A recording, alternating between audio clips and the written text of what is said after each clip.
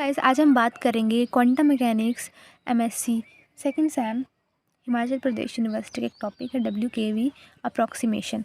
सो ये होती क्या है, ठीक है। जो WKV अप्रॉक्सीमेशन होती है it is use to find the exact solution of Schrodinger time independent equation, ठीक है। It also use to find the transmission coefficient through potential barriers and the energy band. So हमने BSc third year में quantum mechanics में चीज़ें पढ़ी हैं कि हम क्या करते थे जब हमारे पास एक हार्मोनिक ऑसिलेटर का क्वेश्चन आता था, या तो हम बोल सकते हैं टनलिंग आती थी, क्वांटम मैकेनिकल टनलिंग।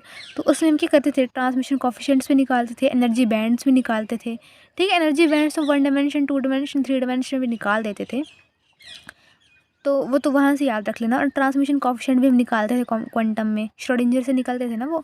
तो ये कि श्रोडिंजर के हम ट्रांसमिशन कॉफिशिएंट भी निकाल सकते हैं, एनर्जी बैंड भी निकाल सकते हैं easily. So here we can see the potential energy is varying. Varying means the potential energy will go like this and after some time the potential energy become slow. यानी कि ये कुछ इसका graph जो है कुछ इस तरह से हो जाएगा, ठीक है। So it will become slowly varying and we can say it as slowly varying potential energy, ठीक है। सो अब हम क्या करेंगे, हम जो हमारे पास श्रोडिंजर की टाइम इंडिपेंडेंट इक्वेशन है मैं उसको लिख देती हूँ ढंग से, ठीक है। तो पहला केस लूँगी मैं, पहले लिख देती हूँ मैं नॉर्मली, फिर बताती हूँ क्या करना है। तो टाइम इंडिपेंडेंट मैंने लिख दी, तो मैं केस ले रही हूँ जब वे मेरे पास V0 होगा तो उसको मैं ढंग से रीअरेंज करके लिख देती हूँ। तो रीअरेंज करने से पहले अगर आपको याद है तो श्रोडिंजर इक्वेशन हम कैसे लिख सकते हैं, ऐसे लिख सकते हैं कि d स्क्वायर साइड x का स्क्वायर प्लस 2m/h कट का square e minus of V0 psi is equals to 0। हमने ये चीज़ पढ़ी हुई है, ठीक है। तो रीअरेंज करके हमारे पास ये चीज़ बन जाती है e minus V psi is equals to 0। So अब मुझे ये करना है यहाँ पे, देखते हैं ये चीज़ है मेरे पास, इसका मैं एक जनरल इसको लिख देती हूँ कि d स्क्वायर साई dx का स्क्वायर, मैं इसको कैसे लिख सकती हूँ, k square psi is equals to 0। मैं इसको ऐसे लिख सकती हूँ। अब मैं इसको अगर सॉल्व करूँ तो क्या जाएगा, माइनस ऑफ k स्क्वायर आ जाएगा, d स्क्वायर साई dx का square is equals to minus of k square. और साई तो वैसे रहेगा ना, उसकी तो कोई दिक्कत नहीं है, लेकिन psi is not equal to 0, तो ये चीज़ बन जाएगी मेरे पास, ठीक है।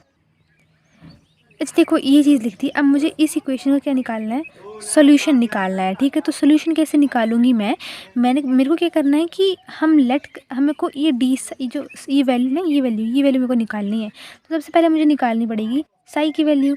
सो यानी कि d psi by D x. तो वो कैसे निकालूंगी, तो लेट कर लेती हूँ, जो साई है मेरे पास e raise to power mx है। So e raise to power mx होगा तो d psi by D x कितना आ जाएगा मेरे पास, वो आएगा, ये चीज़ क्या है आपका साई है, तो यानी यहाँ पे साई m का स्क्वायर इस तरह से बन जाएगा, ठीक है। तो ये जो वैल्यू होगी ना, इस वैल्यू को तुम यहाँ पुट कर दो तो कितनी आ जाएगी, यहाँ पे लिख देती हूँ, वो आ जाएगी हमारे पास साई m का स्क्वायर के square psi is equals to 0। Psi जो कॉमन हो जाएगा तो क्या आ जाएगा, m square plus k square is equals to 0। तो साई इज़ नॉट, हम लिखेंगे साई जो वो नॉट इक्वल टू 0 होता है, तो रिमेनिंग क्या बचा मेरे पास 0 करने के लिए, m square is equals to minus of k square. अब तुम लोगों ने पढ़ा है कि ये के स्क्वायर है ना, तो इसका मतलब ये है कि आयोटा का स्क्वायर क्या होता है, -1 होता है, ना। तो यहाँ पे आयोटा का स्क्वायर था, यानी कि आयोटा के मैं इसको लिख सकती हूँ, और यहाँ से m का अंडर रूट यहाँ पे चला जाएगा तो प्लस माइनस लग जाएगा। ये तो कॉमन सेंस की बात है। यानी ये हुआ कि हमारे पास ये स्क्वायर के यहाँ पे इधर अंडर रूट बनना था ना, तो वो प्लस माइनस में आ गया, और यहाँ पे आयोटा के आ जाएगा, क्योंकि आयोटा स्क्वायर के स्क्वायर, ठीक है। अगर ढंग से अब देखना तो देखो, ये देख लो कि जो m स्क्वायर है इज इक्वल्स टू माइनस का क्या मतलब हुआ, -1, यानी कि आयोटा का स्क्वायर के का स्क्वायर। जब ये स्क्वायर जो यहाँ पे जाएगा तो प्लस माइनस बन जाएगा और आयोटा के, तो ये चीज़ आ गई। तो इसका जो पूरा सोल्यूशन निकला मेरे पास, यानी कि ये जो डिफरेंशियल इक्वेशन थी ये वाली, इसका सोल्यूशन मैं आगे देख लेती हूँ क्या आया। जो स्मॉल m था उसकी वैल्यू क्या आई है मेरे पास, या ये प्लस माइनस आई के। सो वही लिखूँगी मैं यहाँ पे कि ए ई प्लस माइनस आयोटा के ए ई आई के एक्स, ठीक है। तो याद रख लेना साइड में कि तुमने क्या क्या सोल्यूशन निकाला। तुमने एक सोल्यूशन निकाला कि आपके पास इक्वेशन थी D square psi plus D X का स्क्वायर के square psi is equal to 0। इसका पहला सोल्यूशन तुम लोगों ने निकाला, psi is equal to A E plus minus I K of x. एक सोल्यूशन तुमने ये निकाल दिया, ठीक है। सेकंड सोल्यूशन तुम और निकालोगे, वो जो लिखते जाओगे सोल्यूशन वो यहाँ पे लिखते जाना, ठीक है। तो सेकंड सोल्यूशन मैं फिर से निकालूंगी, तो उसके लिए मेरे को क्या करना पड़ेगा, let v is equal V, जो v था v नॉट ली था, v का मैं लूँगी v ऑफ x, और श्रोडिंगर इक्वेशन वही लिखूँगी जो थी मेरे पास। तो श्रोडिंगर कैसे लिखूँगी, क्या होती है श्रोडिंगर इक्वेशन इंडिपेंडेंट वाली, तो D square psi D X का square plus 2m over H cut का square e minus V X आ जाएगा, और साई इज इक्वल्स टू 0। ये वाला केस लिया मैंने, ठीक है, v is equals to V X वाला। तो उसका जो सोल्यूशन होगा वो पहले लिख देती हूँ यहाँ पे, कि मतलब कि इस चीज़ को मैं क्या मान ले रही हूँ, इस चीज़ को मैं क्या मान रही हूँ, k square psi is equals to 0, यानी के साई इज इक्वल्स टू 0। फिर से वही चीज़ आ गई मेरे पास। अब मैंने क्या करना है, इसका जो सोल्यूशन होगा, इसका सोल्यूशन मैंने फाइंड करना है, ठीक है। तो अब मैं कैसे करूँगी देखते हैं। हाँ, यहाँ पे जो सोल्यूशन के स्क्वायर होता है, ठीक है, के स्क्वायर यानी कैसे, अगर आपके पास ये जो वैल्यू होती है इसको हम अंडर रूट में लिखते हैं, ठीक है। तो k is equals to under root of this thing, तो इसका अंडर रूट का स्क्वायर जो k पे आ जाएगा, तो के स्क्वायर साई। तो हर एक में देखो यहाँ पे के स्क्वायर साई, तो अब मैं इसका सोल्यूशन लिखूँगी। ये इक्वेशन बनी है इसकी तरह, एक पहले वाली इक्वेशन ये थी, ठीक है। अब दूसरा पॉइंट इसको दे दूँगी, ये दूसरा, ये तीसरा। तो ये फिर से मैंने टाइम इंडिपेंडेंट लगाई है, स्टार लगा दूँगी इसको, ठीक है। इसको सोल्यूशन क्या होगा, अब इसका सोल्यूशन मैं डायरेक्ट लिखूँगी, जो क्या होता है यहाँ पे ये था ना, तो psi is equals to A E iota U of X, ठीक है। इसमें प्लस माइनस कुछ नहीं होगा। तो सेकंड सोल्यूशन क्या लिखा, A E iota U of X. अब थर्ड सोल्यूशन जो होगा फिर से प्लस माइनस की फॉर्म में होगा। सो अब मैंने ये करना है, इसको डिफरेंशिएट, अब मेरे को वैल्यू चाहिए इसकी, मैंने ये फाइंड करना है। तो एक D psi by D x find कर दूँगी, ठीक है। वो कहते हो फाइंड कैसे करूँगी, डिफरेंशिएट लगी करनी, तो ये चीज़ एज इट इज़, और iota U of x, you x के ये एक्स साथ मल्टीप्लाई में नहीं यू आ जाएगा मेरे पास, ये इसका सिर्फ फंक्शन है। तो यानी कि ये चीज़ जो आएगी ना, D U by D X आ जाएगी, D U by D of X, ठीक है। ये फंक्शन है इसलिए ऐसे लिखा है, ये एक्स मल्टीप्लाई में नहीं है मेरे पास। तो मतलब मेरे पास क्या आ जाएगा, D psi by D X की वैल्यू क्या आ जाएगी मेरे पास, A E iota U of X is equals to iota U dash. ये चीज़ बन गई।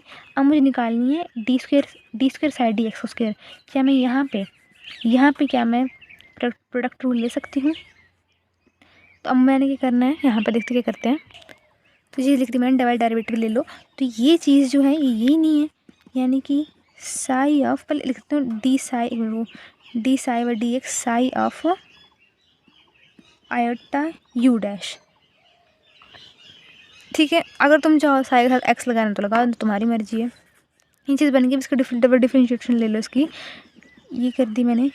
अब प्रोडक्ट रूल से ही होगा, first thing as it is, इसकी इसकी differentiation I U double dash, U small लिखो कैपिटल लिखो तुम्हारी मर्जी।